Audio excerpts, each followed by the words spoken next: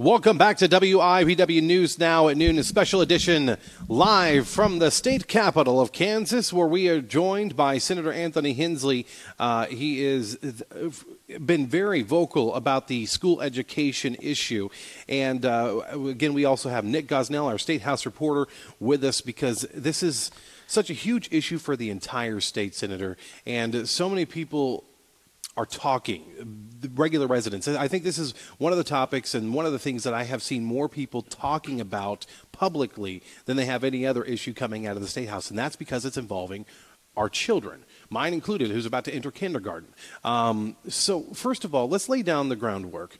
What is, on the Democratic side, what is the issue that we're seeing with school funding?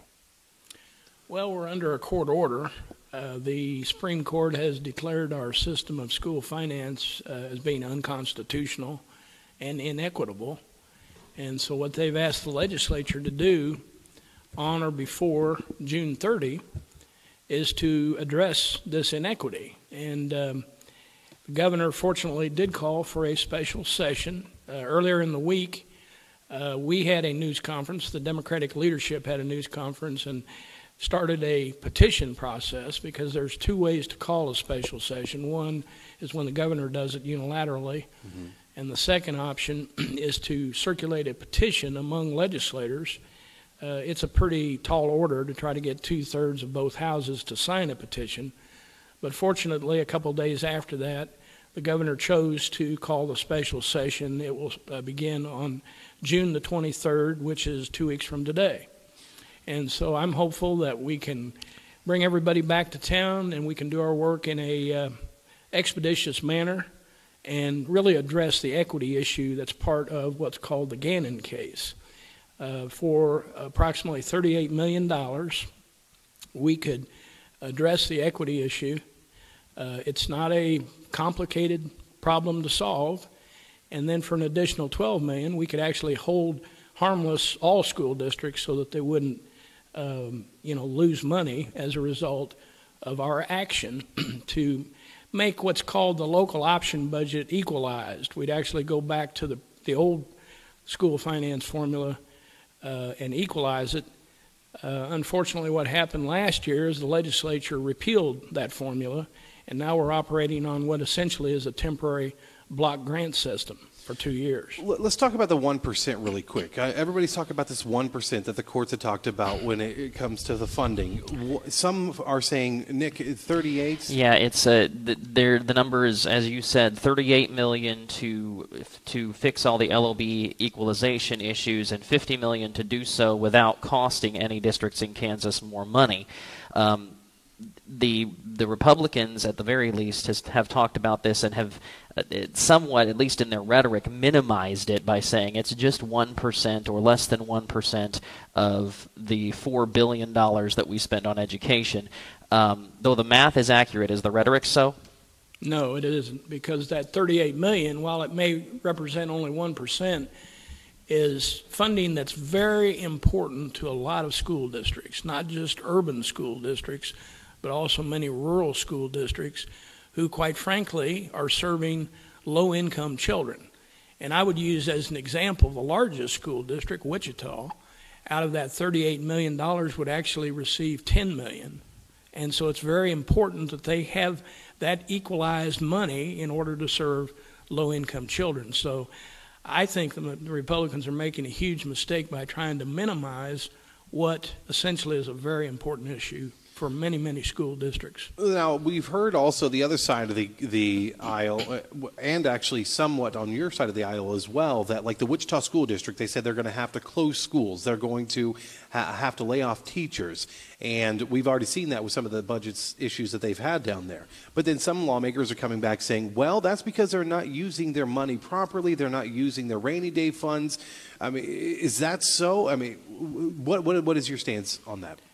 Well, those rainy day funds amount to trying to keep your schools open for just a very short period of time. We're talking about trying to keep schools open for the entire school year. And in the case of the Wichita School District, the school board down there has decided that they are going to basically shorten the school year but lengthen the school day if the legislature does not respond in a meaningful manner and give them the funding equity that they need. And so, to try to blame this on local school boards not being able to manage their money very well, I think is a little hypocritical, in as much as the legislature and the governor really haven't managed our general fund very well, and that's why we continue to have these budget shortfalls that we've had month after month and year after year. Well, and isn't there also a disbursement issue about when the schools get paid, and they have to have money in the bank to meet payroll until they get paid, and those sorts of things as well? Absolutely, and 85% of a school district's money or budget is going to teaching salaries and classified employee salaries. So they spend a huge part of their budget making sure that they have the personnel in place to provide services for our school children. Some of the questions we're already getting off of Facebook Live. Ashley Hopkins Jennings says, why is it so hard to come to an agreement? These are our children we're speaking of. The state is already in so much debt. Where is the additional money going to be pulled from without it affecting other programs? That is the very most important question. I mean, we know what we need to do to solve the problem, and now I think what we need to do is sit down on a bipartisan basis, both Democrats and Republicans, and try to negotiate where this money will come from. I'm assuming the governor will make some recommendations to us, but it's incumbent upon us as legislators on both sides of the aisle to really try to figure out where the revenue sources will be to come up with this either $38 or $50 million. So where do we get away from the blame game, though? I mean, you said you wanted a bipartisan, but at some points you guys are saying, well, the governor's doing this, the governor's doing that, Republicans are doing this and that. When do we just get rid of the blame game and actually get to the issue without everybody yanking on each other's hair, in a sense, like in a schoolyard? Well, it's very important that members of the minority party also have a say-so in this, because I represent 72,000 people, just like Republican senators do. And the blame game should stop, and we should work together in a bipartisan manner.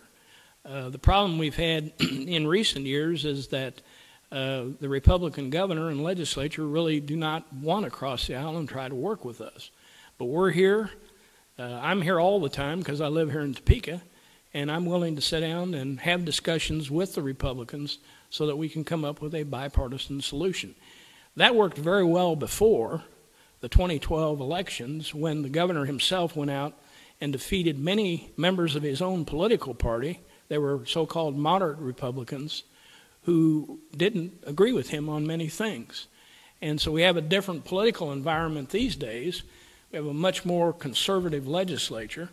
But here again, we're willing, as I've always been willing throughout the years, to work things out in a bipartisan compromise. Back to WIBW News now at noon, and streaming online at facebook.com/WIBW News, where you can again ask your questions. We're with Senator Anthony Hensley, and we are asking your questions here because it's not about the questions we have, it's about the constituents of Kansas and their concerns. And the questions keep coming in. It looks like Elvis makes a comment, hope you guys make better decisions for the kids.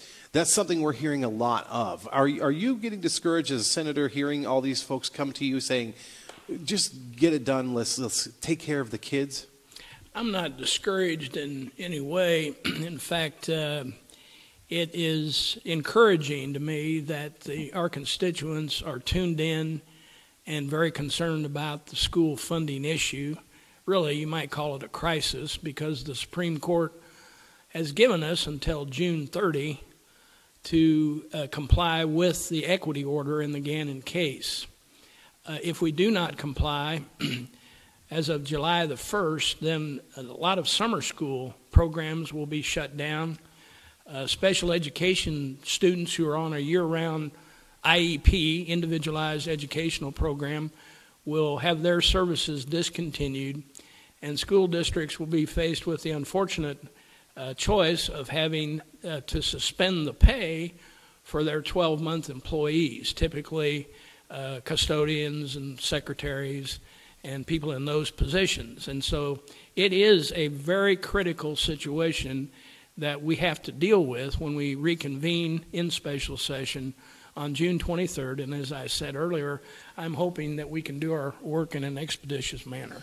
Anthony asks on Facebook Live, is there any guarantee that the Kansas legislature will work on funding formula and not laws to attack or circumvent the court? Your thoughts? There is a faction within the Republican Party, the majority party, that really would like to defy the court and set up a constitutional crisis. They want to play politics with the lives of school children. And I think that is very dangerous and unfortunate that they feel like they have to make this a political football, so to speak. Fortunately, I think there will be a majority in both houses to prevail to say we're going to address the court order.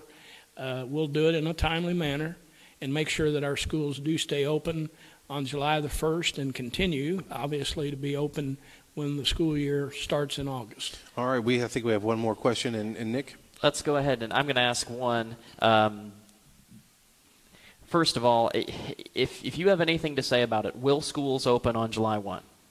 Schools will remain open on July 1 for their summer programs, and if I have my way, obviously we'll make sure schools open in August for the next school year. All right. And, of course, if you have questions, actually somebody asked, I read somewhere that they were going to take money from, Joe asks, they were going to take money from Medicaid. Is that? Where the money will come from, I think it would be a big mistake to take money from Medicaid. The governor's already done that, and I would hate to see that happened again. Again, if I had my way, I would make sure that the money did not come out of Medicaid. All right. And, of course, overall, do you think what will happen?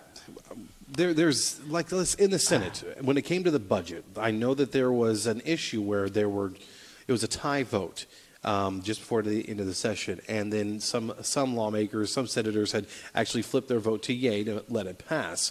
If this happens again, and the governor or we can't have a consensus on the school funding issue, and the session runs out, let's think hypothetically that happens. What will happen? Well, if that happens, then we will be setting up a constitutional crisis. You might call it a showdown with the Supreme Court. But quite frankly, I don't believe that will happen.